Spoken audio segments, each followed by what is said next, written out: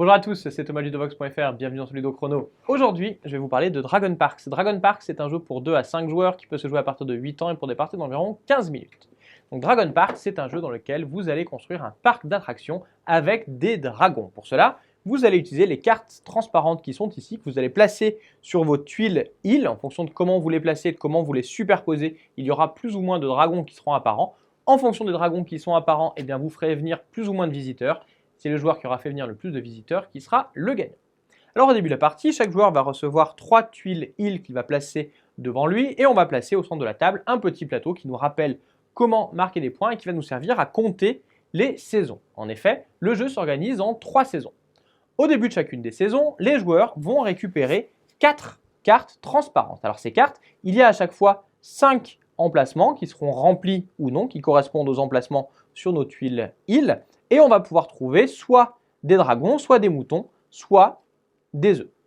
Donc chaque joueur va choisir parmi les 4 cartes qu'il a récupérées, une des cartes qu'il va rajouter sur une de ses tuiles îles. Alors je peux la placer où je le souhaite, je peux tout à fait recouvrir une carte que j'aurais déjà mis précédemment. Une fois que chacun des joueurs a choisi une carte et qu'il l'a posée sur son île, eh bien il va passer les 3 cartes qui lui restent à son voisin de gauche. Il va recevoir donc 3 nouvelles cartes de son voisin de droite et on va refaire exactement la même chose, choisir une carte parmi les 3, la placer et ainsi de suite jusqu'à ce que chacun des joueurs ait placé 3 cartes. Lorsqu'on place des cartes, on va éventuellement recouvrir des symboles qui étaient déjà présents et cela peut parfois déclencher des effets. Par exemple, si l'on recouvre un œuf avec un dragon, eh bien il y a une naissance dans notre parc. Dans ce cas-là, on va gagner 2 visiteurs. A l'inverse, ici, j'ai mis un dragon furieux. Si jamais je recouvre ce dragon furieux, eh bien, il va attaquer et je vais alors perdre un de mes visiteurs. Dans tous les cas, on continue jusqu'à ce que chacun des joueurs ait placé 3 cartes et on va alors passer à la phase de décompte. Une fois que chacun des joueurs a placé ces 3 cartes, on va donc passer au décompte des visiteurs qui nous sont rapportés. Alors pour cela, on va regarder les différents dragons. Tout d'abord, on va regarder pour chacune des saisons quel est le dragon à la mode. Ici, par exemple, ce sont les dragons noirs. Chaque dragon noir va rapporter pour cette saison 2 visiteurs à son propriétaire. Ici, moi, j'ai un dragon noir. Je vais récupérer 2 visiteurs. On va ensuite regarder les dragons jaunes. Les dragons jaunes, eh bien, on va regarder le joueur qui en a le plus. Le joueur qui en a le plus va récupérer un dragon légendaire qu'il pourra rajouter à une de ses îles. Ici, on a 2 joueurs qui ont un dragon jaune chacun. Donc, ils vont chacun récupérer un dragon légendaire qu'ils vont rajouter sur les îles de leur choix.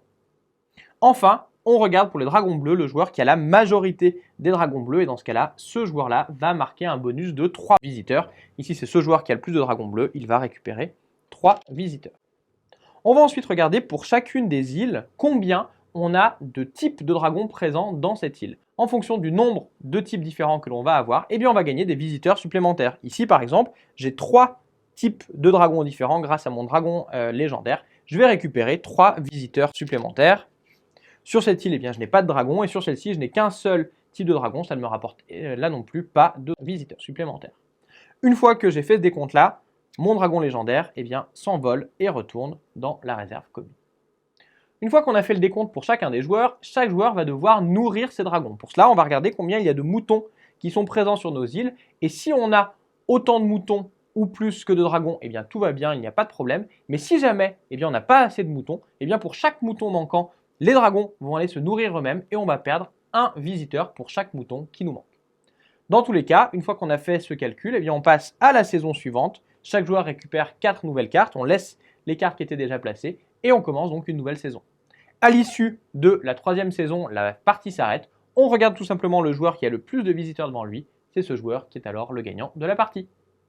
Dragon Parks, c'est donc un jeu dans lequel il va falloir bien choisir les cartes que l'on choisit et comment on les place de façon à maximiser les dragons que l'on pose pour que ceci nous donne un maximum de points et qu'on soit le gagnant à la fin de la partie. Voilà, vous savez presque tout sur Dragon Parks. Maintenant, à vous de jouer et à bientôt sur Ludovox.fr.